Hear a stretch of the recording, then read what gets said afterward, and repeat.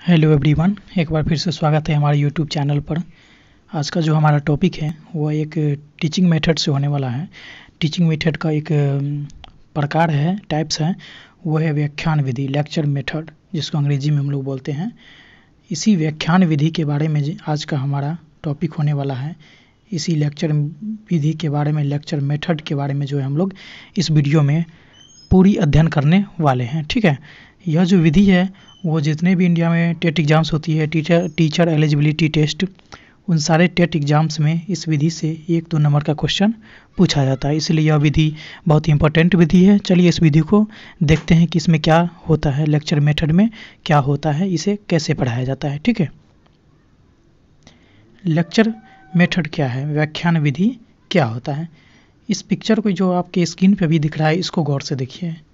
इस पिक्चर में क्या दिख रहा है कि यहाँ पे एक टीचर हैं जो एक माइक की सहायता से या फिर ऐसे ही अपने क्लास में उनके सामने जो भी बच्चे यहाँ पे बैठे हुए हैं, ठीक है, एक टीचर हैं और एक बच्चे यहाँ पे बैठे हैं, ठीक है, क्लास में। वो क्या है कि अपने माइक के द्वारा बच्चों को कुछ समझा रहे हैं, ठीक है, या कुछ शिक्षा दे रहे हैं। तो इसमें क्या है कि टीचर अपने बच्चे को सिर्फ शिक्षा दे रहे हैं अपने माइक के सहायता से, मतलब अपने मुंह की सहायता से, सिर्फ वाणी की सहायता से यहाँ पे अपने बच्चे को सिखला रहे हैं। ठीक है, तो क्या होता है यहाँ पर कि व्याख्यान विधि में सिर्फ व्याख्या किया जाता है। व्याख्या किया जाता है किस चीज़ का, कि जो भी टॉपिक बालक को पढ़ाया जाएगा, जो भी चीज़ दिया जाता है उसका सिर्फ व्याख्या करके समझाया जाता है। उसमें कलम, कॉपी, बोर्ड, चौक, पेंसिल, इन सारी चीज़ों का उपयोग यहाँ पे नहीं किया जाएगा। यहाँ पे फिगर में आप स्पष्ट देख सकते हैं कि यहाँ पे कुछ बालक यहाँ पे बैठे हैं, सामने टीचर हैं, वाक्य की सहायता से, अपने बोली की सहायता से बच्चों को समझाने की प्रयत्न कर रहे हैं। तो यह जो पिक्चर है यह व्याख्यान विधि को दर्शाता है। इसमें क्या सब होता है व्याख्यान विधि में, इन चीज़ों को आप देखते हैं बारी बारी से। ठीक है, व्याख्यान विधि जो है वो सबसे सरल एवं सबसे प्राचीन शिक्षण विधि है। प्राचीन समय में का आप जैसे कोई ऋषि मुनि के आश्रम वाला अगर आप कहानी या फिर रामायण वगैरह आप देखे होंगे तो उसमें बताया जाता है कि एक किसी पेड़ के नीचे जो है, पेड़ के नीचे यहाँ पे शिक्षक बैठे रहते थे, यहाँ उनके सामने बच्चे बैठे रहते हैं और वो बोली के द्वारा बच्चे को उपदेश देते हैं, बच्चे को शिक्षण देते रहते हैं। तो उसमें क्या हो रहा है कि वहाँ पर भी ना कोई चौक, पेंसिल, कलम, कॉपी, कुछ भी किसी चीज़ का उपयोग नहीं किया जा रहा है। सिर्फ क्या है कि बातों से बच्चों को शिक्षा दी जा रही है। मतलब यह इससे स्पष्ट है कि यह प्राचीन समय से ही यह विधि अपनाई जा रही है। व्याख्यान विधि जो है वो हमारा सबसे सरल विधि है, क्योंकि इसमें अन्य चीज़ों का उपयोग नहीं किया जाता है। सिर्फ जो है अपनी बातों से शिक्षक बालकों को समझाते हैं तथा उनको शिक्षा देती हैं। और ये तो सबसे सरल विधि है ही है, साथ में क्या है कि यह सबसे प्राचीन विधि है। प्राचीन काल में जो शिक्षा देने की पद्धति थी, गुरुकुल होते थे, आश्रम होते थे गुरुओं का, वहाँ इसी प्रकार से बालकों को शिक्षा दी जाती थी, ज्ञान इसी प्रकार से बालकों में बांटा जाता था। ठीक है, अगला देखते हैं कि व्याख्यान विधि के और क्या क्या सब महत्व है। तो इस विधि में भी पाठ को भाषण के रूप में बालकों के सामने पेश किया जाता है। जो भी पाठ होता है ना, उसमें सिर्फ बालक को भाषण के तौर पे शिक्षक बोल देते हैं, जाके समझा देते हैं। इसमें अन्य किसी चीज़ों का प्रयोग यहाँ पे नहीं किया जाता है। यह हमारा यहाँ पे ये पॉइंट बताता है। अगला पॉइंट बताता है क्या कि इसमें अध्यापक किसी विषय पर कक्षा में व्याख्यान देते हैं तथा छात्र निष्क्रिय श्रोता होकर सुनते रहते हैं। निष्क्रिय श्रोता, यहाँ पे एक टर्म जुड़ गया है। निष्क्रिय श्रोता का मतलब हुआ कि वैसा श्रोता जो निष्क्रिय है, सक्रिय यहाँ पे नहीं रहेगा। सक्रिय कहने का मतलब उसका पूरा बॉडी यहाँ पे सक्रिय नहीं रहेगा, बस वो अपने कान की सहायता से सुनेगा, बहुत हुआ तो टीचर की तरफ देखेगा या फिर आंख भी मूंद लेगा, उससे उनको कोई फर्क पड़ने वाला नहीं है, क्योंकि यहाँ पे देख के नहीं सिखाया जा रहा है, यहाँ पे सिर्फ सुन के सिखाया जा रहा है। तो इसमें क्या बताया जा रहा है कि यह जो व्याख्यान विधि है इसमें छात्र निष्क्रिय श्रोता होकर सुनते रहते हैं। अगला पॉइंट की तरफ हम लोग बढ़ते हैं, तो वो ये है हमारा कि व्याख्यान विधि में अध्यापक स्वयं को सक्रिय रहते हैं, स्वयं तो सक्रिय रहते हैं तथा भाषण देते समय यह नहीं देखते कि विद्यार्थी विषय को समझ रहे हैं या नहीं समझ रहे हैं।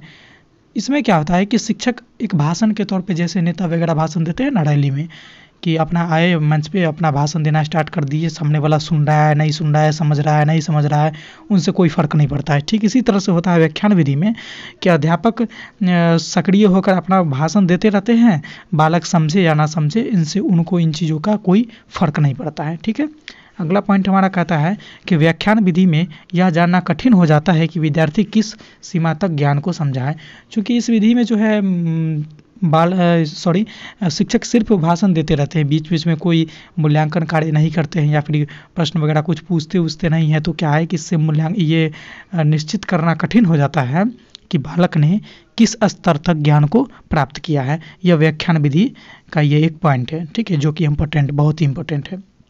आगे हम लोग बात करते हैं कि यह विधि सिर्फ उच्च कक्षाओं हेतु उपयोगी मानी जाती है। उच्च कक्षा हेतु उपयोगी इसलिए मानी जाती है कि उच्च कक्षा में बालक का दिमाग विकसित रहता है, वहाँ पे सोचने समझने की शक्ति विकसित रहती है। तो वहाँ पे सिर्फ क्या है कि अगर भाषण भी देते हैं तो विद्यालय के मतलब कक्ष के अंदर उपस्थित बालक छात्र छात्राएँ उन चीज़ों को समझने में सफल होते हैं। इसलिए यह विधि जो है उच्च कक्षा में उपयोगी साबित हो जाता है, ठीक है।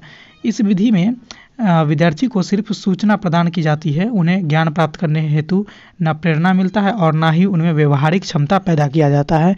इसमें सिर्फ क्या है कि शिक्षक जो है ज्ञान का एक सूचना के समझ लीजिए एक सूचना ही है जो कि विद्यार्थी के सामने जा कर के अपना बोल देते हैं। विद्यार्थी समझा नहीं समझा, उसे प्रेरित हुआ नहीं प्रेरित हुआ, उसके ज्ञान में परिवर्तन हुआ या फिर नहीं हुआ, इनसे उनको कोई फर्क नहीं पड़ता। इस विधि का ये एक गुण है, इसमें इसी तरह से पढ़ाया जाता है। साफ शब्दों में अगर कहा जाए तो व्याख्यान विधि जो है वह एक अध्यापक केंद्रित शिक्षण विधि है जो विद्यार्थी की तरफ से किसी प्रश्न का उत्तर की अपेक्षा नहीं करती है।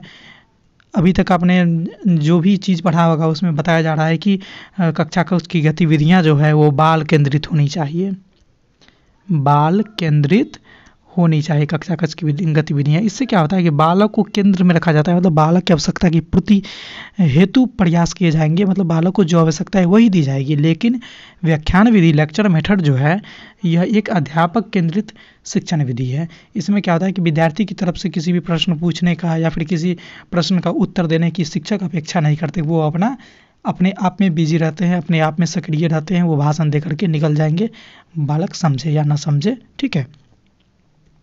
अब हम बात करते हैं, अब हम लोग से व्याख्यान विधि को समझ गए और इसके कुछ गुण अथवा कुछ दोष हैं, उन दोनों चीज़ों को हम लोग जो है बारी बारी से देखते हैं, ठीक है। तो सबसे पहले गुण की बात करते हैं, लेक्चर मेथड के गुण क्या है, मेरिट क्या है व्याख्यान विधि के। तो सबसे पहला पॉइंट है हमारा कि यह विधि शिक्षा के हेतु संक्षिप्त एवं सरल विधि है। यह सरल विधि है क्योंकि इसमें किसी भी प्रयोग वगैरह नहीं करना पड़ता है, बालक को सिर्फ समझा दिया जाता है, बोल के बालक समझे और या ना समझे इससे फर्क नहीं पड़ता। लेकिन फिर भी ये माना जाता है कि यह जो है संक्षिप्त एवं सरल विधि है। दूसरा पॉइंट है हमारा कि व्याख्यान विधि उच्च कक्षा के लिए उपयुक्त विधि है। उच्च कक्षा के लिए उपयुक्त विधि कैसे होगा, तो उच्च कक्षा के लिए उपयुक्त विधि इस प्रकार से हो सकता है कि उच्च कक्षा में बालक का समझदारी स्तर मतलब कि बुद्धि लब्धि स्तर जो है वो उच्च रहता है, तो बालक सुनकर समझ सकते हैं उन चीज़ों को। तो उससे क्या होता है कि शिक्षक को जल्दी सिलेबस भी अपना कंप्लीट हो जाता है, ज़्यादा समय भी नहीं लगता और बालक समझ भी सकते हैं वहाँ पे, और शिक्षक के बोले गए वचनों को बालक समझकर कॉपी पे अपना नोट भी कर सकते हैं। इसीलिए व्याख्यान विधि जो है उच्च कक्षा के लिए उपयुक्त विधि माना जाता है। अगला पॉइंट है कि इस विधि द्वारा कम समय में अधिक पढ़ाया जाता है। ठीक उसी तरह से जो हम अभी दूसरा पॉइंट को क्लियर किए हैं कि इस विधि में देखिए इसमें क्या होता है कि लिखना तो है नहीं शिक्षक को, ना ही कोई चीज़ करके दिखाना है, सिर्फ क्या है कि उनको बोल के समझा देना है। तो बोल के समझा देने से क्या होगा ना कि इस विधि में समय बहुत ही कम लगेगा और कम समय में अधिक से अधिक चीज़ को पढ़ाया जा सकता है। यह व्याख्यान विधि का एक गुण है, ठीक है। अगला गुण के बारे में बात करते हैं, वो हमारा चौथा पॉइंट हो जाएगा कि पढ़ाते समय शिक्षक को ज़्यादा सुविधा रहती है। ज़्यादा सुविधा रहने की मतलब यहाँ पे है कि पढ़ाते समय शिक्षक को कोई असुविधा ही नहीं रहती है। जब कोई असुविधा ही नहीं रहेगा तो हम उन चीज़ों को सुविधा में ही लेंगे। अब सुविधा क्यों नहीं रहेगी, क्योंकि न बीच में बालक कोई प्रश्न करेगा, न शिक्षक को कोई अन्य चीज़ को बताना है, सिर्फ अपने पढ़ाने बोलने से मतलब रखना है यहाँ पे।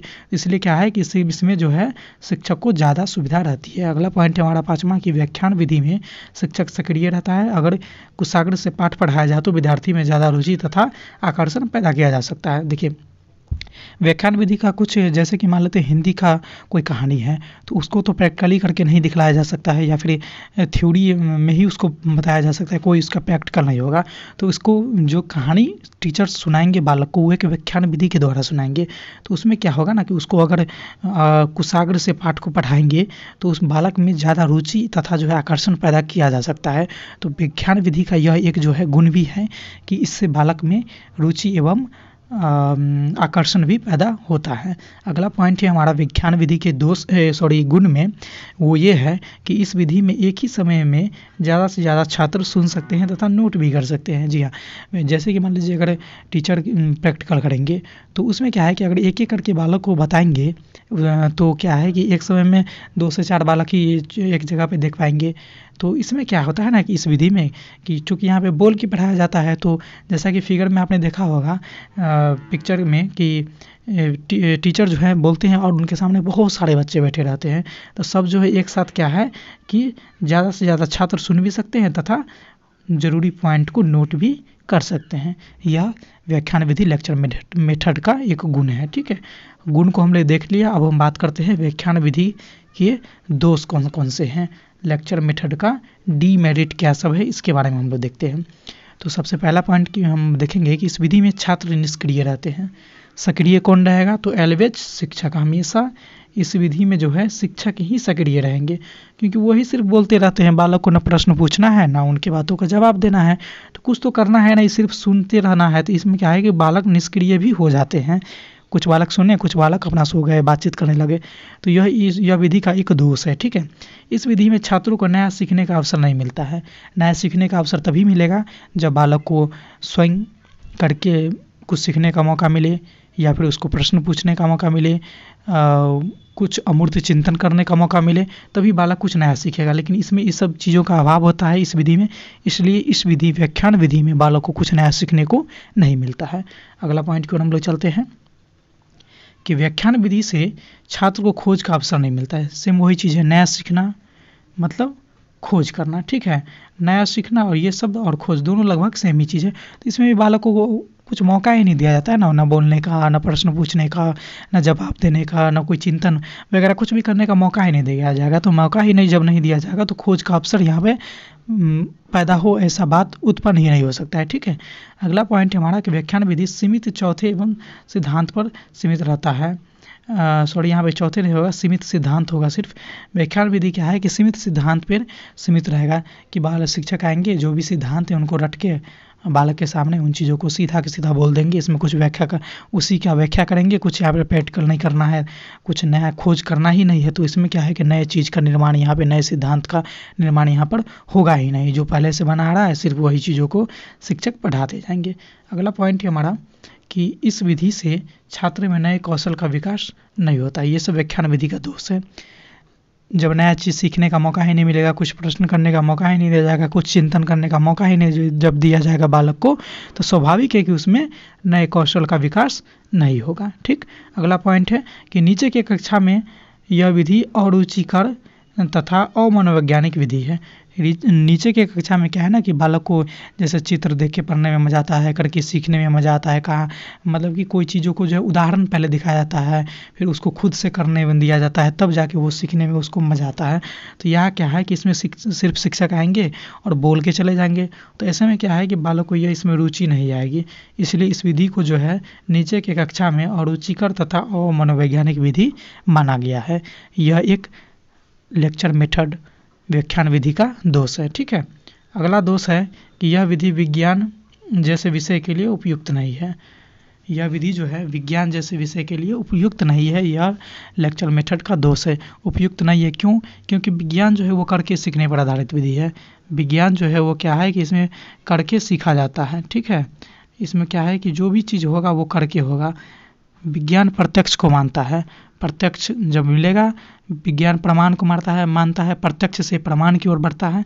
तो इसमें क्या है कि विज्ञान को जो चीज़ है वो पहले उसको करेगा फिर विश्वास करेगा, लेकिन इसमें इस मेथड में ऐसा नहीं होता है।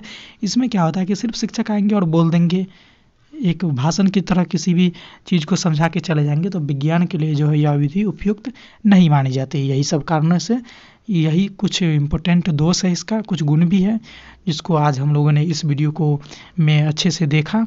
उम्मीद करता हूँ कि ये व्याख्यान विधि आप लोगों को अच्छे से समझ में आ गई होगी।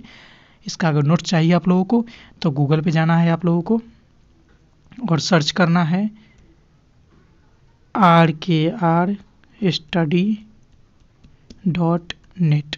ठीक है, जो वेबसाइट निकल के आएगी वो सीटेट प्रिपरेशन की बेस्ट वेबसाइट है। आप वहाँ से इन चीज़ों को पढ़ सकते हैं, वहाँ भी इसका नोट्स अवेलेबल है, आप वहाँ से इसको लिख सकते हैं, पढ़ सकते हैं। ठीक है, तब तक के लिए फिर आएंगे एक नए वीडियो लेकर के सीटेट के, इसी तरह का एक इंटरेस्टिंग वीडियो लेकर के आएंगे। तब तक देखते रहिए हमारे चैनल को, पढ़ते रहिए। मिलते हैं फिर अगले वीडियो में, बाय।